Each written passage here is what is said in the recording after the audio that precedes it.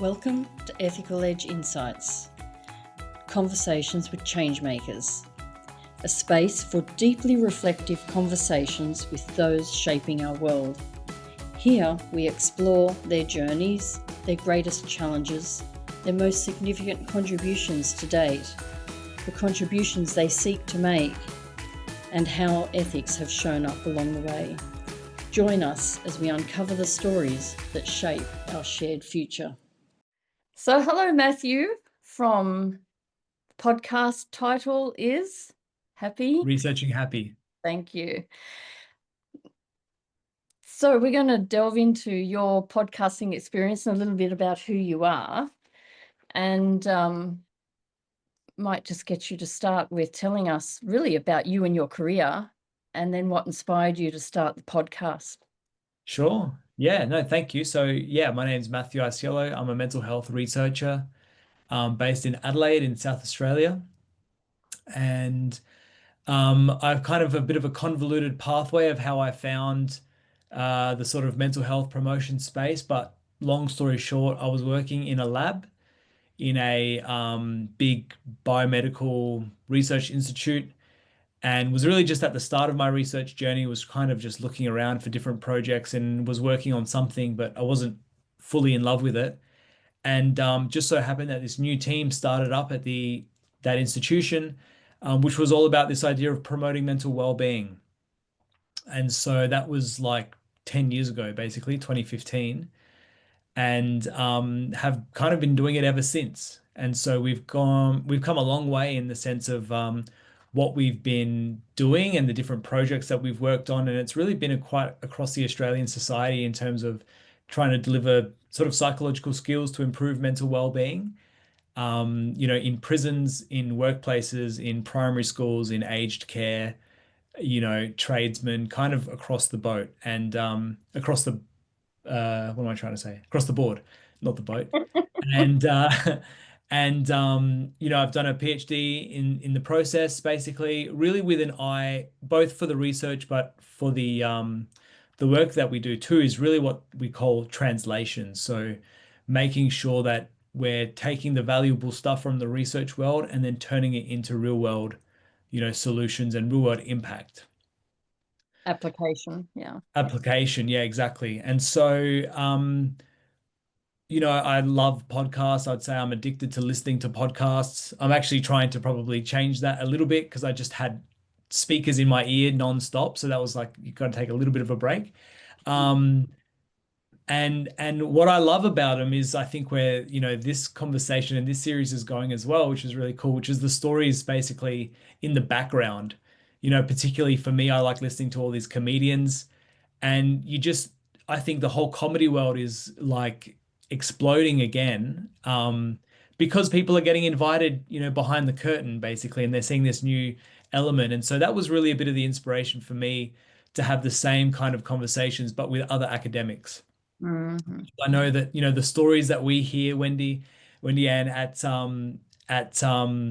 conferences, and the background and the hidden, you'd think it would be this pristine sort of world that just works so well, and it's the complete opposite. So that's really the bit of the inspiration for the podcast. But what I'm really hoping for, I guess, is to improve practice, because I think we both work in a semi-new, semi-frustrating field, and there's lots of opportunity for improvement. And so hopefully we can have these types of free-ranging conversations basically to improve them.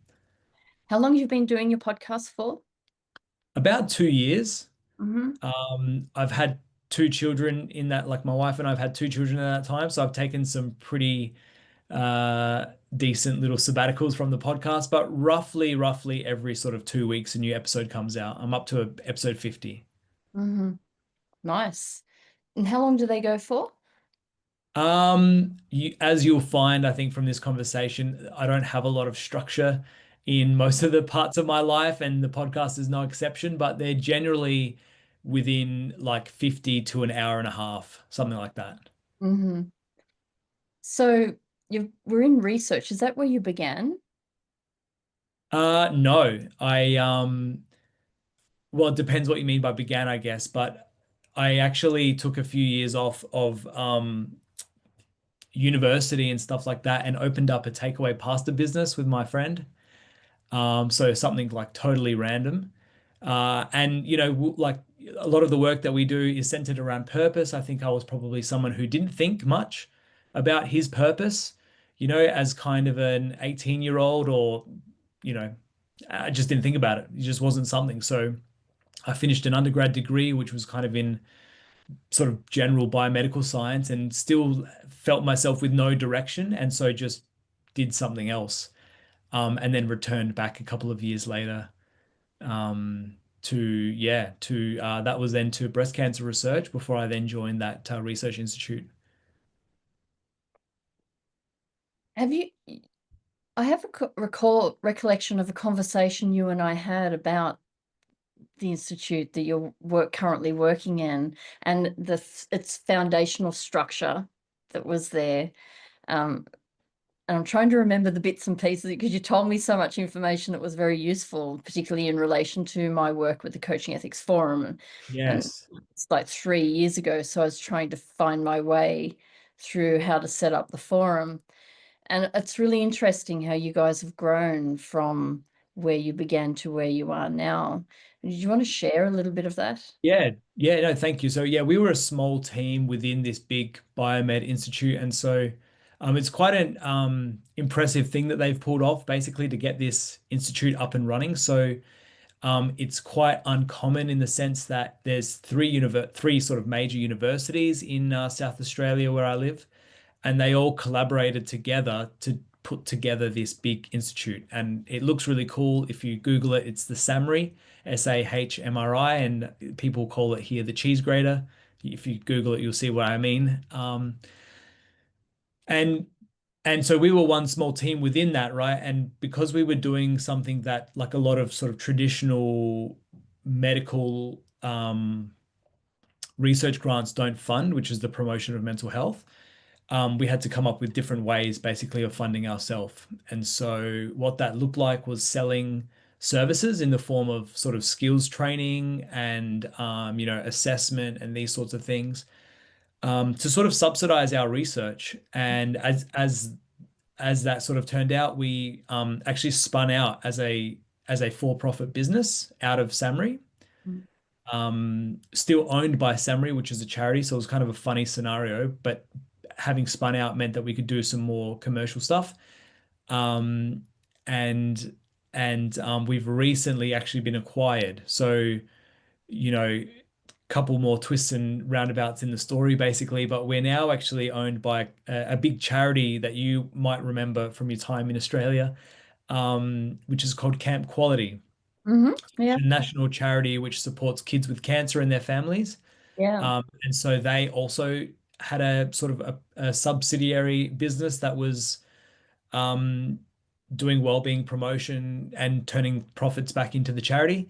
And so we've now merged with that organization, and we're called Be Wellco. Be Wellco. Yep. Yep. Okay.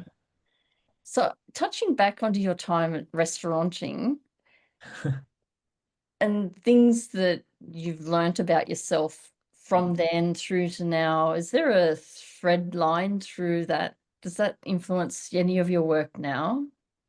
Yeah, probably, I'd say. I think looking back, I didn't know about character strengths. I don't know whether your sort of listeners will know anything about character strengths, but uh, long story short, this idea that, we all know our weaknesses, we don't necessarily know our strengths, and we don't always connect with our values, the things that we, hold most important. And so you take this survey, there's lots of different ways to do it, but for example, you take a survey and it gives you a report, and what are the things that, how do you apply your values in action, basically. And so when I did that, my top character strengths were hope, love of learning, and creativity. And I wasn't getting probably very much of that cooking pasta all day, as much as I loved it. Really, like, I was hanging out with my best friends. We were our own bosses. We were flexible work hours and all that kind of stuff.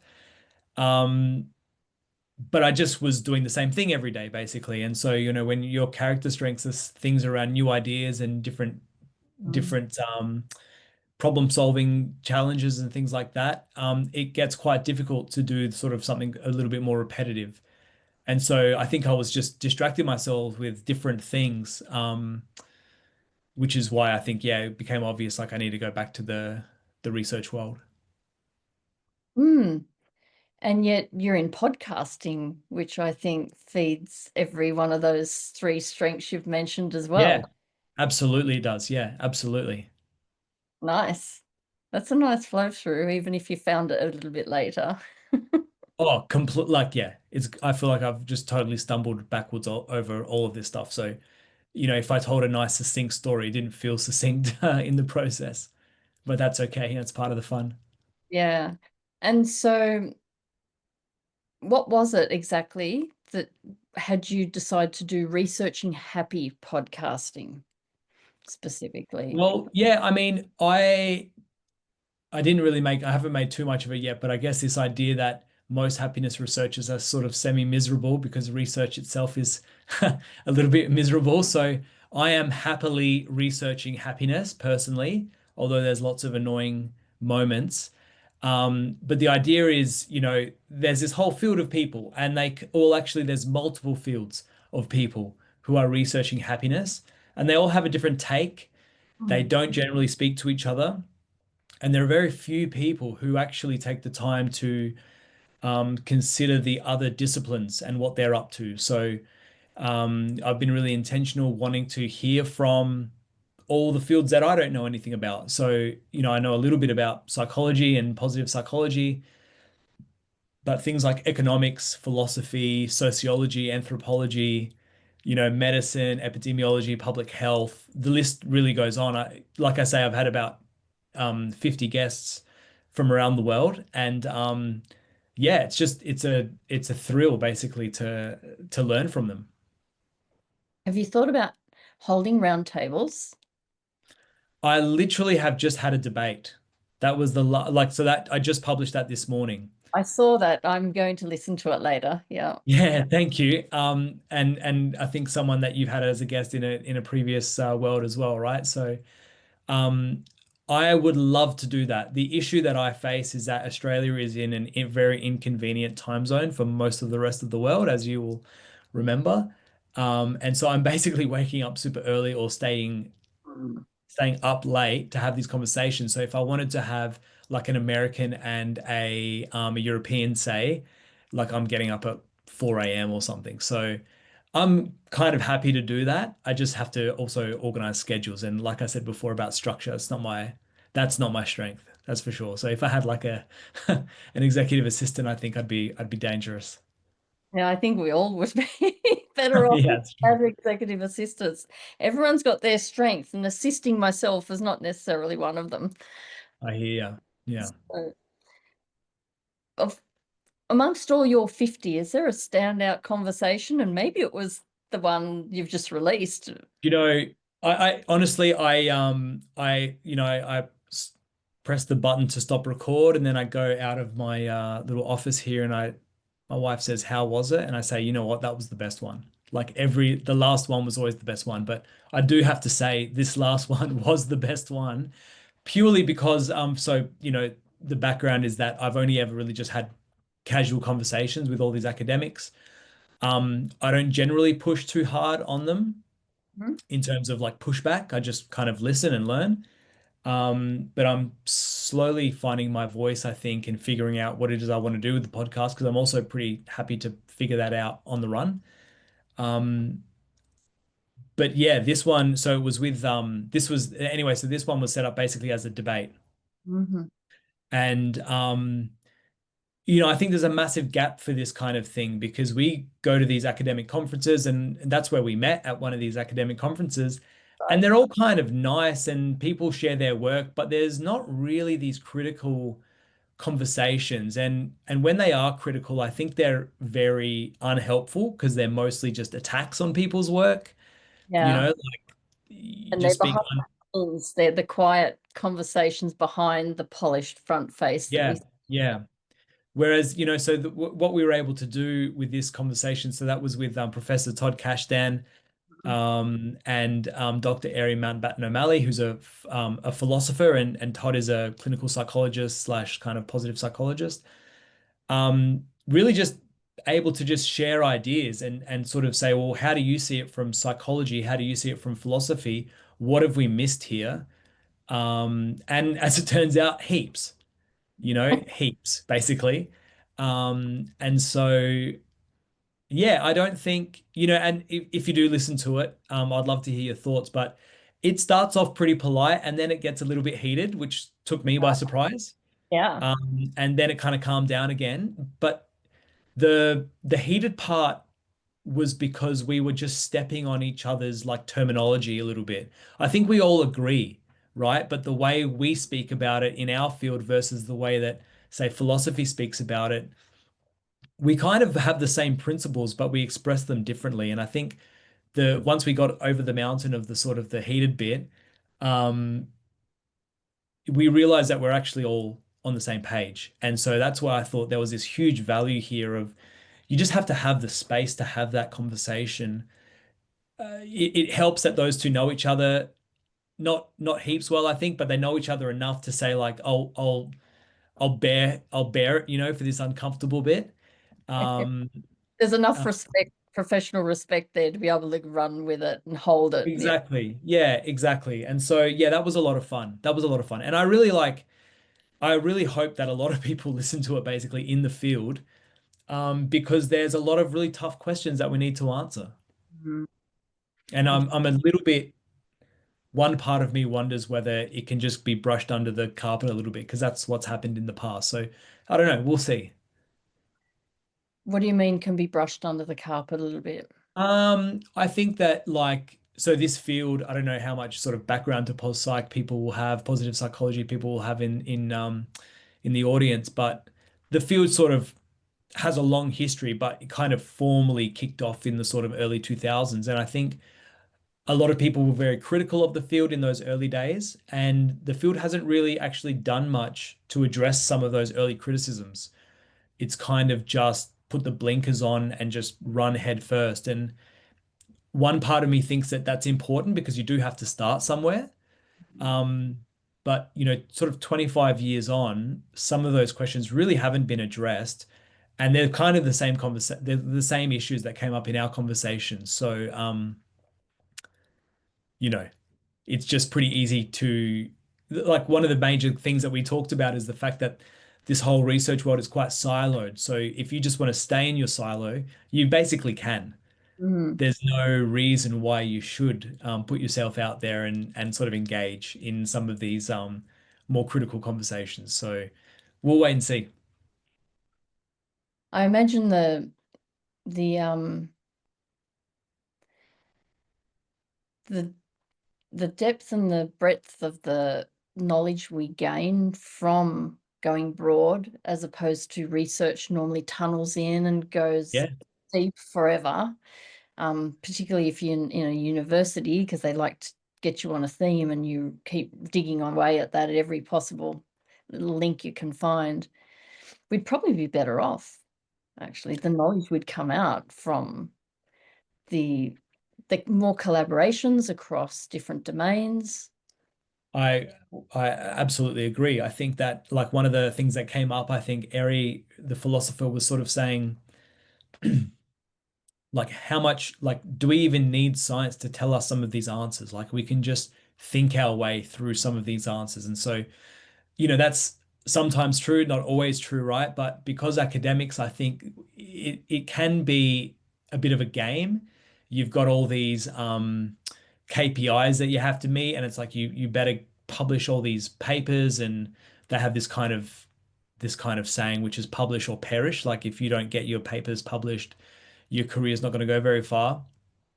And so you kind of do put those blinkers on and you don't think about, is this worthwhile or not? Is this just a boring study that's not actually telling us anything? You can kind of be blind to that. And like I would be in that boat too. You forget because it's like, oh, if we do this, we could get that publication, we could get that paper. So you do get caught up in this game, and that's where I think I'm really lucky, and with my colleagues, particularly Joep van Achteren, who's the CEO of Be Wellco and also a researcher, where I think our sort of superpower is that we have one foot out of the uni system. We Hmm. have one foot in, which is really valuable, but then we're like really on the coal face. And so we hear all these really, which is a little bit what Ari was talking about. So they were talking about, for example, if you've got a well-being intervention and you go in and it's, you say it's all about connection, but then you go into a workplace where all the workers hate each other and you just say like, our research studies tell us that this intervention works, and then you go there without any of that context, and of course your intervention flops. That's where sort of academics are, again, they just can put the blinkers on and say like, no, no, but my study showed me that it worked, And a without pure. actually ever. Yeah, exactly, exactly. Mm-hmm. It's prior to this very conversation that you're talking to about now, which I am going to listen to later, probably tonight, because I'm intrigued. I'm wondering, actually, it makes me think about these two guys. Would they be willing to write a paper and publish it in the Journal of Coaching Ethics, with like coming, because ethics landed in your conversation, and I reckon there could probably be a nice perspectives paper or something out of that. Yeah, I reckon I think in particular Ari, because he brought up ethics a lot. Mm-hmm. Um as you'll hear, I would imagine they definitely could consider it. I guess obviously like time and everything other, all those other limitations, but a part of me was wondering, can't you just like download the transcript and put it into AI and turn that into a paper or something? And I kind of feel like, all right, that wouldn't be an academic paper, but it would still be something of value because they did say those ideas, and let's just get someone to clean up the sort of grammar for us. Great. Yeah. So, okay, I'm putting it out there. Go for the Journal of Coaching Ethics perspectives piece, or or an article in the Ethical Edge Insights magazine, whichever one. I'd be happy to receive it. But aside from that one conversation that I'm going to listen to shortly, what is another standout conversation for you across your 40 odd, 50 odd? Um, I mean, there's a few. It's hard to nail just one, but And what was it about it that really? yeah, can I give two or Go three? for it. Yeah, look, I think the first, this is now going to be annoying, I guess, because I've just said the last one. Now I'm going to say the first one, but the first one was with Professor Corey Keyes. Mm-hmm. And for me personally, that's someone who, like my whole PhD was based on his work, basically, or extending some of his ideas. And, someone that I've really not met, but we did have the opportunity to work together and to publish a paper together. So to have, and he has just such an incredible story too. So, to be able to sit down and have that conversation with Corey, I think was really special for me. Um, and what I liked about that conversation was that it included like the history.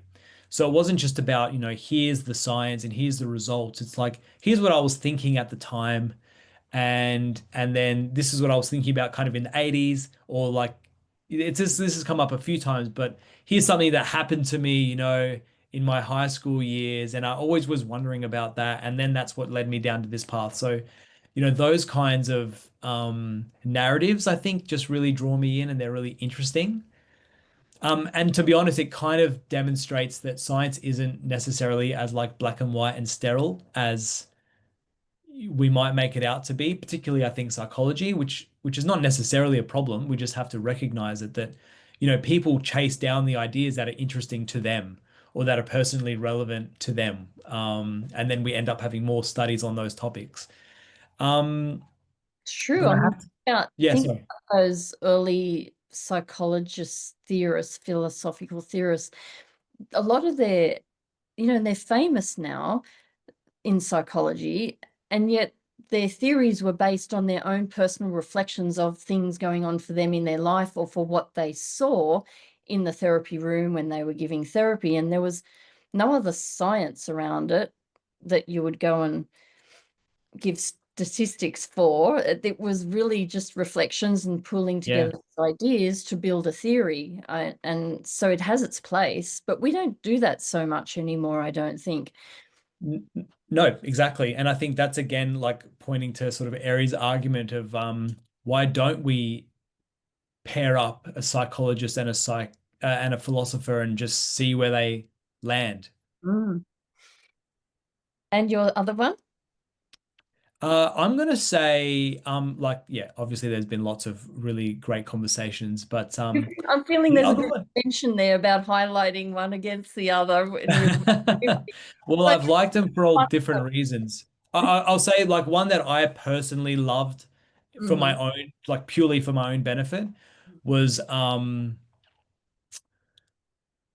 with let me just pull it up. Where are we? Where are we? Sorry, I'm just scrolling on my own Spotify. Was with Dean Jennifer Frey, and so she's a theologian Mhm. in the US, and someone who probably actually has the biggest Twitter following of anyone on my of anyone that I've had, because most academics also aren't very like active on social media. And she's like the head of this really interesting small college in the US and is a sort of philosopher theologian, so thinking really differently about happiness, particularly, I guess, from kind of marrying up the ancient Greek philosophy, but also some of the sort of Christian traditions. And for me, like that's something that's really important to me, and it's just so cool to hear it. Like I just learned so much. Mhm. Nice. How did you find her? That's a really interesting take. I guess because she's an academic that you went that direction. Yeah, I think I was like basically like if there's a topic that I'm really interested in learning about, I'll do a bit of a scan of who's writing on the topic. Mm, mm, And in particular, I was really interested in Thomas Aquinas, who's a Catholic saint. I think he actually spent a lot of time in Paris, to be honest. But anyway, that's a side note. I might be totally wrong. Someone can I have email me. no idea. It doesn't matter. Anyway, he wrote a lot about sort of, I guess, extending Christian ideas with Aquinas, and so happiness is kind of really wrapped up in all that. So Jennifer Frey had written a lot or a couple of papers on that basically. And to be honest, they were very dense and heavy philosophy. So, as far as I'm concerned, and so like it was much nicer to have a conversation than to try and interpret what the papers were saying. Yeah, it would have brought it to life in an easier way, I imagine. Big time. Yeah, big time. And again, like you hear, like, sorry to jump in, but you have all these perceptions of what these people will be like, right? And I think she's like she's a mum of six, I think, or something like that, or five or six, and she's got this awesome leadership position in this big university. So just it just smashes your expectations of what a lot of these people will be like. Yeah, it's the real people behind it, the roles that they carry, which we only see the professional space often unless we become friends. And that's part of the reason for this podcast, actually, is just to get to know the other podcasts, but also the humans behind it. And so the reasoning for why you make the decisions you make, and the next one's a little bit of a challenging question. Is around what are one of the challenges that you've had? What's the most challenging conversation you've had and how you've managed it and what was difficult about it? Is this yeah, would you like to hear it from my perspective as a quote unquote podcaster? Yeah, absolutely. Yeah. I reckon the hardest one for that, because when I don't know how you kind of go, but I just am happy just to have a pretty casual conversation. I'm not thinking too much about the audience, and maybe that's my downfall too, right? But I reckon there was probably one in particular, which I won't say which one, Mhm. but I was sort of a little bit into the conversation. I thought, oh, you don't actually know that much about this topic. Like I kind of thought like I would have thought you know much more about it. Mhm. And so then it was kind of this tough you're kind of looking at the clock like I got to get to at least, at least I got to get to 40 minutes or something. So what am I going to do now? And so then you just broaden it out and then you just have a normal conversation. And so, that's not their fault that they didn't know about this thing. I put that on them. And then when I realized, oh, actually this is not like your bread and butter, we kind of just broadened out and that was okay too. I would have tested you about what to do with that. I'm like you, I don't think much about the audience at all. In fact, it's easier for me not to, Yeah. because I can be here with you if I'm not, as opposed to when we first began our conversation here today. I was not in the space at all. Like I didn't even introduce you in a not a in my usual way, I would say. I still don't give a full introduction. I let people do that, but I didn't even give what is a normal connection. And this is in the context of if I was worried about other people, I really wouldn't be here. And that was an example of how we started out, where I was worried about something else. So credit to you for having a podcast go the length you needed to get it out. So you were digging in then, finding questions, finding information to get them to speak. And what did it draw on from you? Like, how did you find your way there? I think it's like a lot of internal panicking, to be honest, but it's not live, I guess, at the end of the day. But in terms of, I think it's about reckon, and I think I have learned from that one where it's like I kind of contacted them and said, "Hey, let's talk about this thing," and they Mm. said, "Cool, let's talk about it." And I guess I assumed I kind of tried to read you read between the lines of what someone's published and you go, all right, so they know a lot about this thing. Um, and so I think as I was realizing that basically in the episode, then I just started asking way more broader questions of like, what else are you working on? And I think generally, I think having a question like that up your sleeve, which, in this field, when it's mostly academics that I've spoken to, that's the question that can just open the door, basically. Like everyone wants to tell you what they're working on because that's exciting and interesting. Well, adds to the conversation as well. I mean, it gives you real live current work. So what all is not lost is the way I read that. No, yeah, no, not at all. But I think I just remember this thing of just like, oh, like, I think I found it difficult in the moment because there's a risk that I do want to have sort of semi-critical conversations. Not that I'm sort of being antagonistic to people, but I want to have some sort of back and forth about ideas. But when I realize like, oh, you're not even going to go there, sort of thing. Um, that's when I realized, yeah, that we just got to, yeah, flexibly pivot. Okay, so the strengths that were coming into play for that, you're Yeah, curiosity. Yeah, creativity. they're all blazing lights going forward. Absolutely. Nice. So maybe you need a few more of those. What Yeah. what would you hope in the broader sense that people would take away from your podcast? That's a very good question, and I don't even know really what my answer is to it. I think, like, I mean, obviously, I have a rough idea. I want it to be entertaining to some degree, but I really like. I don't know if I've tapped into this audience yet, but there's kind of like, as you would know, all these sort of working professionals in this space who don't get a chance to keep up with the latest research. And so it would be nice to keep them like up on interesting ideas. But I actually think the part of the show or the audience that's been kind of growing is more like early career researchers and like PhD students, which I actually love. Like if this could actually be a podcast for them, I would maybe even go specifically down that route because it's like you're about to go down well, you're about to sort of dedicate a huge investment of your life into this field. And I think that a lot of PhD students fall backwards into some of this stuff and they kind of just do whatever their supervisor thinks is interesting. And I think that I've heard from people who say like, "Oh, I listened to that, and now I'm going to do this," or I heard this person say that on the podcast, and now I'm gonna tweak my thing to do that instead. That kind of thing. I find that really, really cool. But the other side of it, I guess, is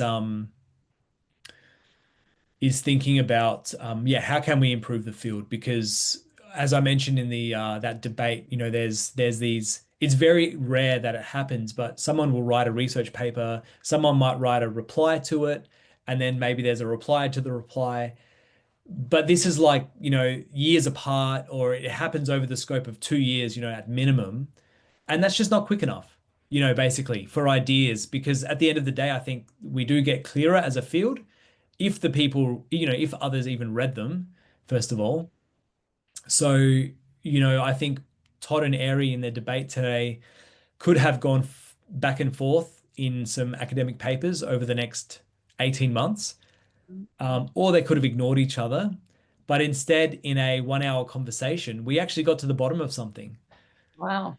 So that Nice. would be my hope going forwards, is more of that. Therein inspiring more new work, just Yeah. Yeah. even in themselves. Yeah, that would be, yeah, absolutely. And like better work, basically. To get that cross collaboration happening more, even the way you paired that up. It's brilliant. Nice work. Yeah, thank you. Well, like I said, it was very new for the podcast, and I'd love to pull it off again, but a couple of factors went my way. I feel like, the fact that they basically, I know them both well, they know each other pretty well. They're kind of ready to go head to head with anyone, kind of academically. So yeah, Personalities worked well in that one. it did. Yeah, it did. So, moving from challenges and legacy and what you hope we're learning from, what would be your dream conversation? Person, alive or not? What would be the dream conversation and what would you ask them? Oh, alive or not is too big, too big. Can I Give, just answer just they have to be alive? Is that all right? give me two if you want. Do you know One. what? Like if I say just in the context of like not who I would want to meet, or whatever, but I think that everyone tells me that the sort of the early academics in positive psychology were like the gentlemen of the field. There's Mhm. a few names. I never met any of them. I was 20 years too late, basically, and they've passed away.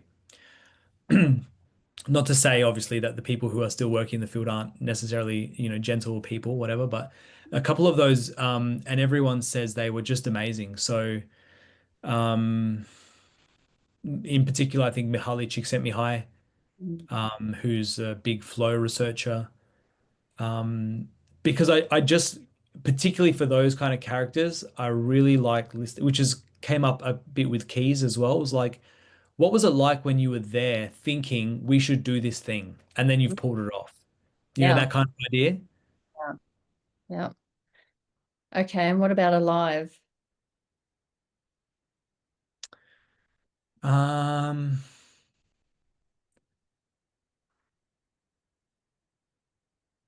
this is a very tough question to ask. I think oh, I'm not sure if I can answer that. I'm a bit clouded by like, should I just answer with like the most popular person? Because that would kind of help me with my my ratings of my audience. But I think in terms of like interest, there's someone who I've been looking for. So I'll think about him. His name is George. I think it's Valiant is his surname, or Valent. And he again wrote some really early influential stuff, but I reckon he's like long since retired, but he's still around the place. So that's someone that I'm thinking about trying to track down. And so I'll say him. So we've just landed in you experiencing an ethical tension to answer my question. Tell us about that. What was going through your head? You had two streams of thought and you were trying to decide which way are going to go. Why were you going to go which particular way? Tell us about that because it was brilliant. Okay. I don't know about brilliant, probably. Oh, it's a no, brilliant because it's live. Like it's the tension Yeah, there live. You could see. sure. Mhm. No, well, look, I mean, I guess, all right. So, first thing was, do I just like, there's lots of people I'd love to have a conversation with because I just like who they are and what they do. None of them are researchers or involved in happiness in any way, but that I guess was that's where I was first going. Mhm. And then thinking about, yeah, the popularity question, I find that that's actually quite difficult because a lot of the guests that I want or have had aren't sort of traditionally popular, in the sense of like they have big online audiences and all the things that help you push your podcast along. So, obviously that doesn't matter to me because I just want to have the conversations, and I'm more than happy to have a very niche podcast. Um, but obviously, once you say you can have anyone you want, it was like, all right, well then Joe Rogan, because why not? And that would, automatically Oh, get a couple of people listening to the debate. mhm. Um, and then the other side of like, I guess to be honest with you, and this is the other side of it. I guess this is the ethical side of like, I think I could get a few people on who would tell terrible stories, like, kind of like war stories of Mhm. all the shitty things that have happened to them in the field. Mhm. You could get a feel. And yeah, absolutely. Mhm. Absolutely. And, probably more and more. But do you want to go down that path? Like, do you want to get listenership because it's, riveting background stories, or, is that really in the spirit of what I'm trying to do? I don't know. It's kind of, I think I've had a few times where that's happened, and I think that's been more about like sort of what's professionally interesting in the sense of, watch out because you can get treated this way, and that's happened to a couple of guests. So that's not been sort of like he said, she said stuff. Um, but yeah, that was the other side of like, who could tell the most clickbait story, basically. Yeah. They don't always want to tell them, is my experience. Or they Uh, never want to tell them. But no, they yeah, ne people are really careful. So in my Change Makers podcast, I go there and I dig for it. And they do go there to various degrees. But they're careful and they should be. We don't want to be outing those people who are around and alive or even past, but they're stories that are worth attending to because needs to, I think it needs to we need to shape up a little bit better with how we. Yeah, look, and yeah, absolutely. And like, particularly in the research world, at least in the sense that that's what I'm closest to in this sense, like, there are a lot of power imbalances, big ones. And so, just as straightforward as like, if I happen to live in a town that has one university and I say something that gets me fired, then I have to pick up my whole family, say, and find another job somewhere else. Mm, Do you know what I mean? yeah. And there's lots of people who live in towns like that. Not to mention your reputation can make it, if there's sort of slander involved, then you might not even find that second job somewhere else. So it's a pretty tough gig sometimes if you Yeah. want to be outspoken. Yeah, it is. It takes quite a bit. I think it's the way you do it and leaning on what resources you've got to be able to get you where you need to go. Um, Hmm. yeah. Hmm. Well, is there anything you would like to leave us with as we close out this call? Um,